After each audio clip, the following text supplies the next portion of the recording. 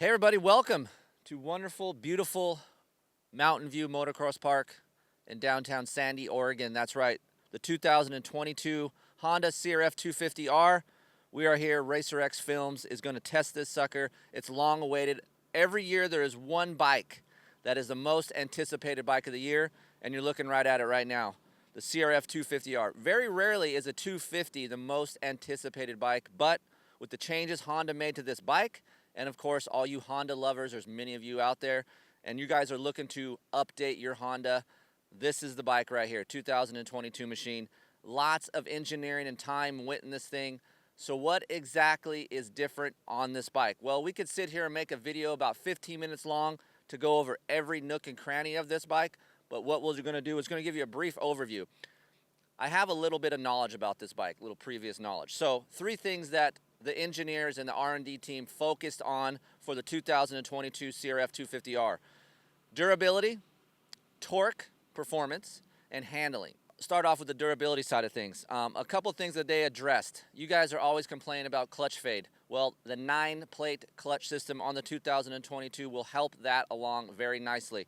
Over the R&D process, the R&D engineers and the R&D team abused the clutch. They said, hey, we need a 9-plate system to give you guys a little bit more durability out of this clutch.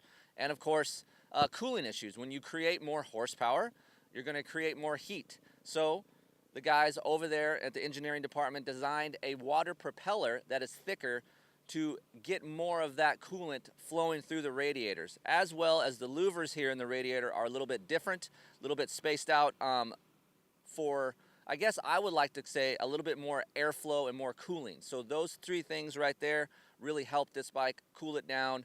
You don't want to be puking coolant when you're racing or you're in a deep sand track. So those 3 things right there help this bike. Let's look at the most important thing that you guys want to talk about, torque.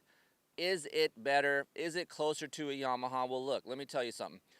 The engineers inside of this thing really dissected it. They really looked at it and say, hey, what does the consumer want? The consumer would love to have more torque, more mid-range power, right?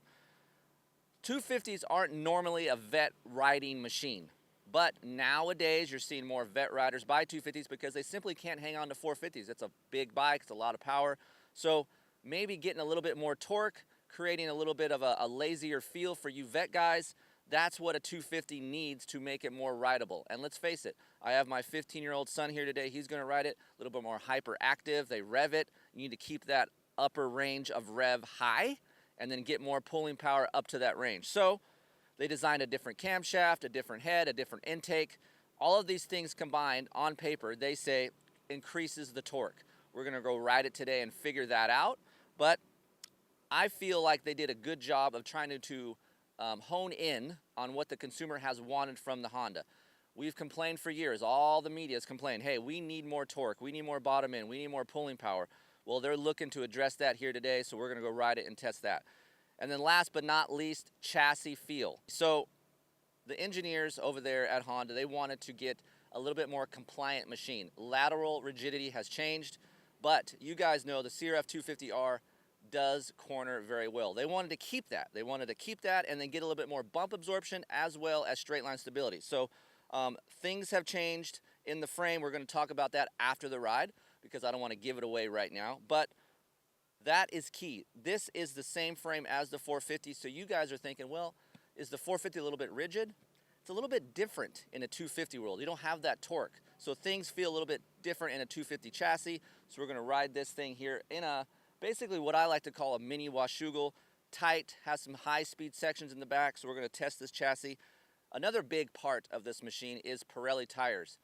It has been a long time, and to my knowledge, it's been, I don't think, never has happened in the Honda realm of things for production to have a Pirelli tire on board. So MX32 mid-soft is stock on these bikes, so I've been a huge proponent of trying to push this tire more. I like this tire a lot. It has a good cushion feel, nice lean angle grip. So we're going to test this out on the loam and the chocolate cake of Mountain View Motocross. Going to test it out. 3 different types of riders. I'm a vet guy, older dude. I got my son, he's 15, a little bit more hyperactive, and as well Dallas Dunn. He's your average vet guy that goes on the weekends and just wants to have fun. So 3 different opinions. We're going to get those to you, and we're going to have fun here in a minute, so stay tuned.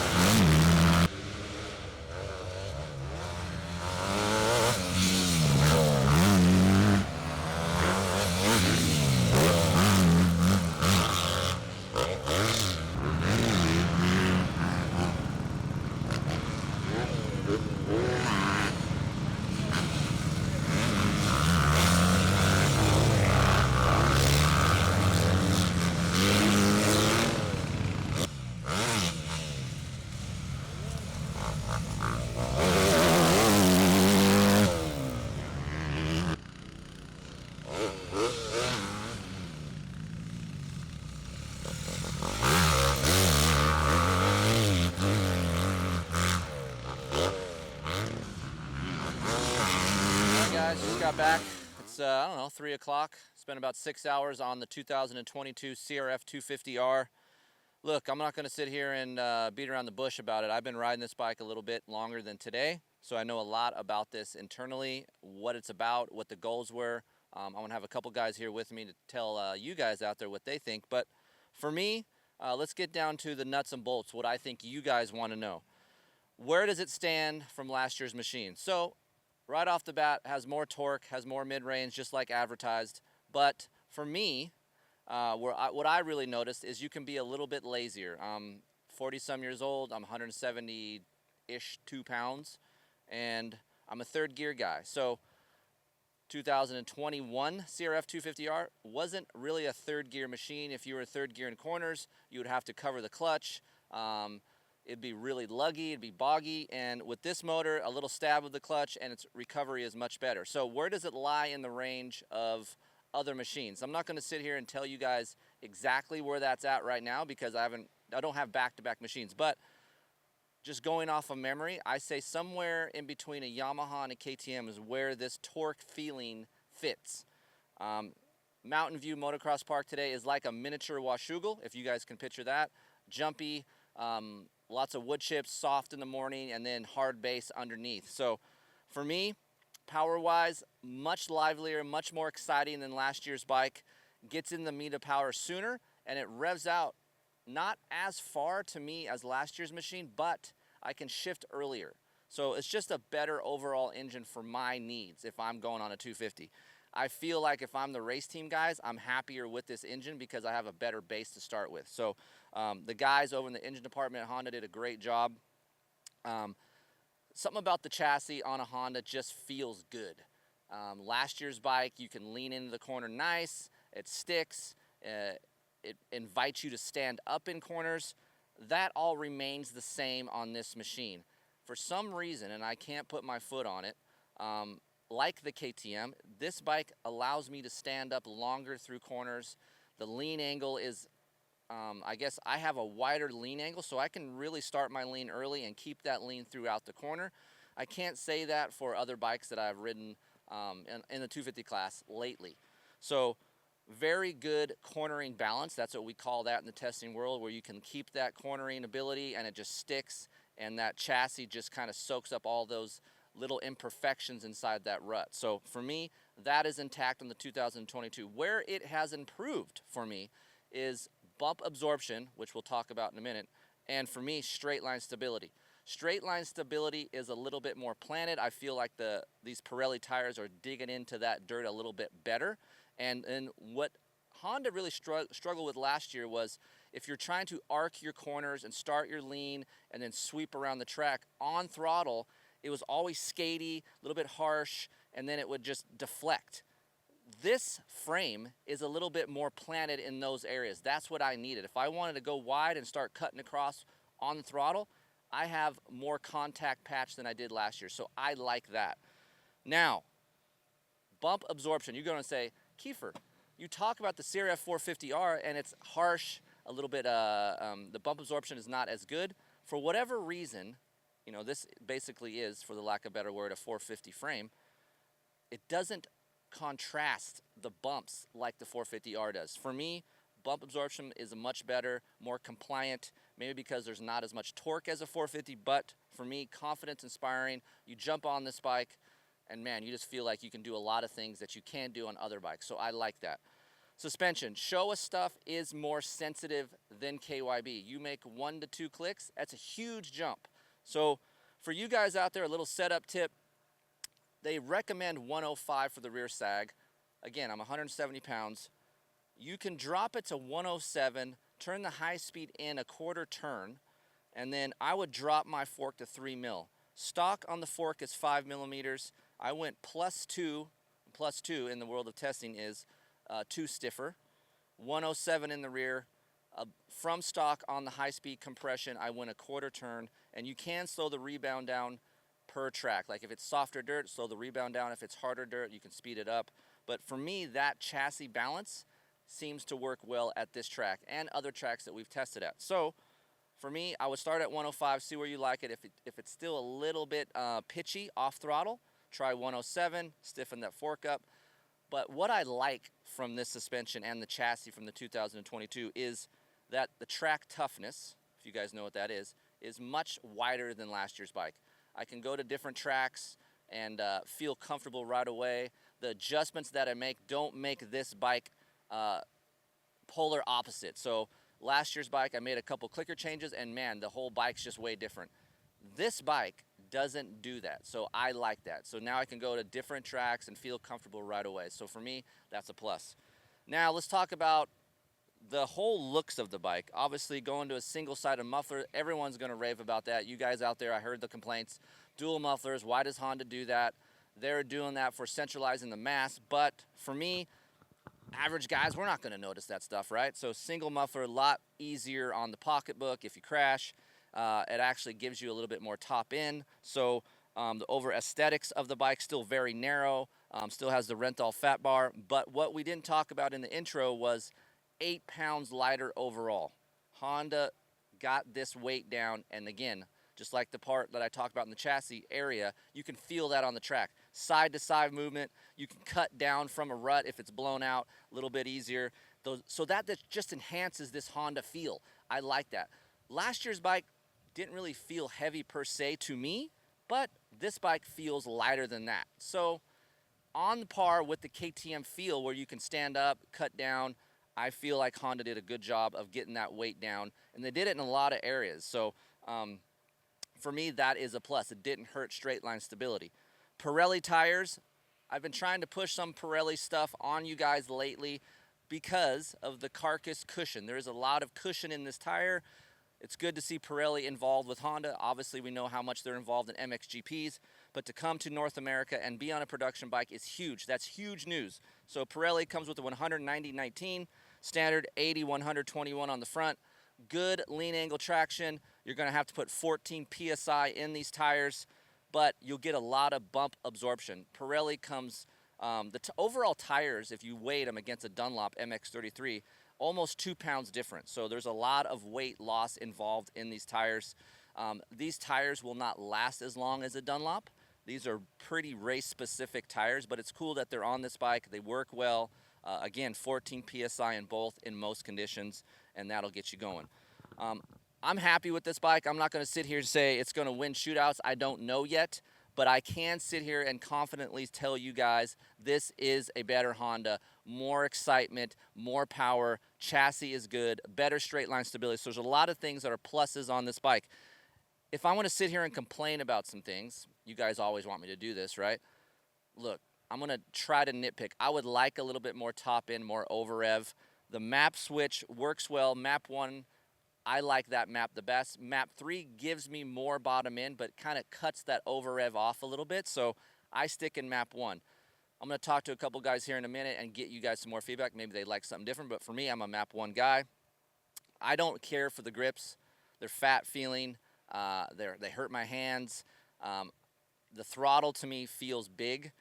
I like a half waffle grip, but for whatever reason, Honda has had these grips for several years, and they continue to use this. So Some of you guys are looking for a hydraulic clutch.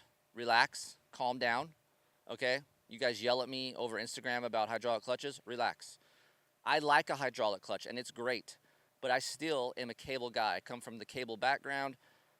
Honda improved the clutch this year, so last year we did have some problems with that, getting hot, fading. 9-plate system this year, so much better. Lasts longer. Cooling is much better. The bike today, it's a warm day out here in Oregon. Wasn't puking coolant all over hell, right? So that is a plus. We like that. So durability is improved. So overall, Honda did a lot of work to this 250. I'm excited about riding this bike more. Again, I tell you guys, I'm not that excited to ride 250s in general, but this thing makes me excited. Put a little bit more horsepower in her. It's going to be fun. So, all right, we're going to talk to a couple guys here. It's enough of me talking, jibber-jabbering, and we'll get with these guys and see what they think. Okay, it's pretty cool that my job, I get to involve my son. He's been racing more. He's B-class. He's turned 15. He's getting a little bit more meat on his bones. He's 135 pounds now. So, yeah, we got to take some turns off the rear spring, but I don't have to change shock springs, so to speak. So he normally rides another brand, Orange, but we're going to talk about this engine. So you had a Honda. Me and Mom bought you a Honda before. You liked that bike. And you rode this today all day. That's all I heard is, it's a great bike. It's a great bike. But you know, kids, they don't really elaborate on what they like, right? So let's talk about the engine. Last year's bike, you had one. You had 2021. You thought it was a little bit soft off the bottom. Come tell the people out there, 15-year-old kids that are watching this on YouTube, because you're YouTube generation, how is the bottom end delivery on this bike compared to last year's bike? Honestly, the first thing that I thought of as soon as I jumped on this bike and got onto the track, it felt like a Yamaha to me. How much torque it had. It felt like had a lot of bottom compared to last year's bike. It felt linear, and it didn't. So when we talk, when we talk about linear, to me, like a KTM delivery, if you guys can picture that, a KTM delivery is very linear. There's not a lot of torque on a KTM, but you get a lot of pulling power once out of the hole. So it's similar to that feel? Yeah, exactly the same. Okay. So engine is better than last year's model. Being 135 pounds, you have the suspension. He rode with my sag, which isn't, we don't want to do that normally, but I tried him on different settings today. So with your sag set, we got 105 millimeters. What did you think overall on the suspension side? Now, granted, Mountain View didn't get super rough, right? It has some bumps, it has wood chips, it's deep. It's kind of a weird style, but balanced feel, you got along with it okay? Yeah, I felt just fine. This bike compared to last year's bike, this felt way softer than last year. Last year it felt just rigid and very hard to ride as soon as you hit a bump, and I feel like I'd get tired more. So that could be within the chassis, like I was telling you guys about earlier. For me, lateral rigidity has changed. So where we would want some compliance, right, on these tracks, I think that's what he's feeling. Maybe not in the suspension realm of things softer, but overall compliance of the chassis is better. All right, let's talk a little bit about the ergonomics. You're almost as tall as me. You normally ride a KTM, which feels different than other Japanese bikes, but on the Honda, a flatter seat and different bars, just a different feel. Do you like the way this thing feels? The rider triangle of a Honda is always great. I feel like when I ride a Honda, I feel like my elbows are up more compared to a KTM. And the feet, like where your feet are yeah. to the relation to the seat and the pegs? Yeah, bars to seat to pegs just feel really leveled. And I feel like I'm not too far forward or too far back on the bike. I feel it just right in the middle. So it feels good. Real quick, what map were you in and what did you like better today? I switched between the first map and the third map, and I like the third map more just because it felt like it gave it just a little bit more bottom, but also smoothed it out more. And Smoothed it out? Yeah. So like up on top a little Yeah. bit? Okay. So what he's saying is, like I said, map 3, a little bit more bottom, more excitement. He may want some of that. You know, if being 15-year-old, you want all this excitement, right? So I think it's cool that you have these options within the map. There's traction controllers. There's other things that obviously we didn't get into today, but we can later. You have some options. Like I said, he's a little bit different of a rider than me, and he likes different things. I like map 1. He's a map 3. Last but not least, now let's be real. Just because we're on camera, I don't want you to fake it. Would you like to have this in your garage versus the other bike that's in there right now? Do you like this bike? yeah, of course I would. So you're telling me for next year you'd rather ride a Honda? I would rather ride a Honda, yes, just because of stock classes.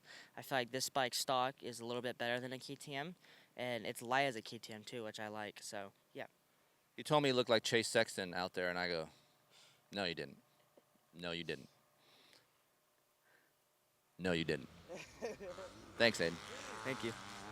All right, I brought another vet guy here. We have the young buck. We got this guy. I've been around a long time, but Dallas Dunn, he does a lot of photography for us here. He's 175 pounds, 34 years old, and he rides a 450 a lot. So I wanted to get a guy who normally doesn't ride a 250 to see if it's worth a crap to maybe think about switching, right? A lot of you guys email me and say, hey, man, I'm thinking about riding a 250. Is the Honda good? Is the Honda good? Well, this is the guy you're going to want to listen to, okay? So, Dallas, you normally ride a 450. You hopped on this thing today. You own a Honda 450, yep. So you're a Honda guy. And give me your well, first of all, I want to say this. I feel like Dallas rides the best when he's on a 250 motocross bike.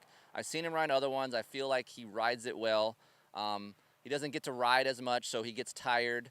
He's not in the best shape for dirt bike standards, right? So 250s, you can last longer. It's more fun to ride. Granted, yeah, maybe you want a little bit more power between your legs and maybe clear a jump, but safety is key in the vet world. So now that you've ridden this new 2022 Honda, there's a lot of people out there wanting to know your opinion.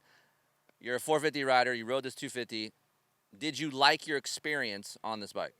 Yeah, definitely. I haven't ridden a 250F very much at all in the time I've been riding back, so I kind of had this little stigma about it. Like I felt like it'd be underpowered for me. But after being on this bike, I noticed that this bike has plenty of power for me. Let's elaborate on that. So the low end feel, do you feel like you have enough low end to where you feel like, hey, I can clear some jumps? I'm okay with that? There was a few jumps that I was really struggling to get over. I would like a little more power for that. But other than that, everything else felt really good, like powerful wise. I never had any problems where I needed to slip the clutch very much. I mean, I can rev it out, and it was riding really good the whole track. I was able to keep it in the high RPMs, and then also roll my roll speed in the corners. And then also I noticed I can ride third gear about 80% of the track. There was a few tight turns I needed to drop down to second, but I did like that feature a lot, that I didn't have to worry about shifting as much. Yeah, for me, like, it's the same thing I told you guys about. Like, I feel like I can ride, I have the option at least. I can try to ride third gear more with this bike where I didn't have that option last year. And you don't know much about this, and I want to mention this on the camera. I know this is going to be a long video, but you guys want to know about it. The transmission spacing is a lot better, and what they did inside, and if you guys want to know more about that, you can hit me up, Kris at KeeferIncTesting.com. But I had a huge gap between second and third last year. I don't get that with this bike. I don't know if you even noticed, like last year's bike, I had to go like second, third, and fourth real quick. I almost had to skip third gear because it was so short. But the gear spacing seems really good this year. Now that you said that, third gear, you can use third gear a little bit more. Yes, third gear was great. There was only, like I said, there was only a few turns I needed to drop down to second. I did notice in map 3, the first time I went out, I was riding map 1. Map 3 definitely was a lot more responsive. But it did sign off a little bit sooner on What was your preferred map? I like 3. Okay. Just because I'm used to more power, so I mean, if I can get the most out of it, then that's good for me. Let's talk about this chassis. It's one of the most fun feeling 250s for me when I go ride with a lot of corners and ruts, soft dirt. And now that the chassis changes, I can go to Glen Helen and have some more fun because of straight line stability. So what do you think overall from this 250 chassis? Well, compared to my 450, I'm comparing it a little bit. Yeah, that's fine. So this bike bump absorption is really good compared to my 450. For some reason, this bike less rigid, right? It feels a lot less rigid, even with the stock bars, stock grips and stuff. I almost wish my bike felt as good as this, and I have suspension done and a couple of little things. This feels really good right off the bat for me. Wow, imagine that. I wish my 450 felt this good. You want to know why? Because it's a 450. And sometimes it's okay to ride a 250. It's okay, vet riders. It's okay. You probably will ride better. I'm not saying every vet rider, but I'm sure a lot of vet riders can appreciate how this thing, and I think he's just learning now, like, hey, I can appreciate a 250 power. Front end steering rider, that's what you are, right? Yes, I try to be a front end steer. I've tried to use the rear. I'm just terrible at it. Do you like these Pirellis? Did you notice those at all, or was that even a thought in your mind? It's kind of hard here with all the wood chips for me. It was kind of all over the place. Slipping around. Yeah. So Okay, so now you said the power is good. You like that power. Chassis feeling, you like that weight loss from the 450. Yes. Now suspension, 175 pounds. We had the sag set for you at 105. I didn't tell him this, but I dropped the fork down. Didn't tell him. High speed in a little bit and went +2 on that fork. Is that better for you? It felt a little bit better balanced that second time I went out, and I did notice a little better straight line stability, and also you said you went in two. On the fork, yeah. Yes, I did notice just a little bit more hold up, and also for some reason it feels like it didn't want to deflect and also rebound so fast. You're a perfect guy to ask this question. Hydraulic clutch versus cable pull. Now, you're on a hydro on your 450. Was that, okay, let me be honest to the people, was it even a thought to you? Did you notice it? Did you even think, oh, yeah, this is a cable, it's fine? Do you not like it? What's the deal? Honestly, I think I like the clutch better. I mean the cable a little bit better. I would like to have rode my 450 today to kind of compare, since I own the Honda. Yeah. But it was an option. But I actually do like this cable clutch. Now, I'm not saying hydraulic or cable pull is better than one another. It's just a preference. But when you guys on these notes below this video are going to be like, oh, there's no hydraulic clutch, whatever. If you have a nice clutch pull, as good as a hydraulic clutch, and you have a strong 9-plate system or whatever, you have a strong clutch period, there's nothing wrong with the cable pull. Cable pulls have a nice long linear throw. I prefer that at times on starts because sometimes hydraulic clutches have a narrow window. This thing doesn't. And I will say, and on camera, I will say the clutch pull on this is a little tougher than other cable pulls that I've felt. So maybe going to a different perch will help that. But overall, I think the clutch itself, I had no problems. I abused it today. Aden is a clutcher. I don't know about you, but I feel like, honestly, if I'm being honest, I think this with like a works connection setup, I would prefer it over my hydraulic. My hydraulic is too on-off for me.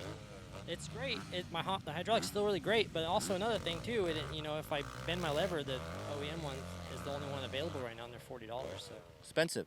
So yeah, there's that. So overall aesthetics, you like the way the bike looks. You like to see the tight tank, fat bars. For me, it's one of the cleanest looking production bikes. Yeah, obviously I have it, so I'm a little biased, but I love the Honda way they look. And then even I have a few things done to mine, and it looks pretty good. But even just stock, I love how they look. And also I like this map switch a lot better than the one on my bike. It's just a lot less. All right, guys. So we covered a lot of things here. 3 different types of riders. Vet guy, been around guy, young kid, and we're going to dive deeper in this machine, of course. But for a first impression, I think we covered a lot of things. As always, you guys know my email, Kris@KeeferIncTesting.com. My door is open for you guys out there. I'm happy to help. If I didn't cover something that you think I needed to in this video, email me. As always, RacerXOnline.com will produce more videos. And, of course, the publication side, 12 issues, 1-year subscription, $30. Get yourself a pair of undies. They're free. It's a good promotion going on right now. And as always, we'll be back here every week with a new bike intro. 'Tis the season. And thank you, Honda, for having us out. It's been the first, that's right, we're back. Post-pandemic, we haven't had a trip in a long time, so thank you to everyone over at Honda for getting us to a different track to ride other than 105 degrees in Southern California. It's nice to be in some greenery, a different track. So thank you to the people over at Honda, and we'll be back soon. See you guys later.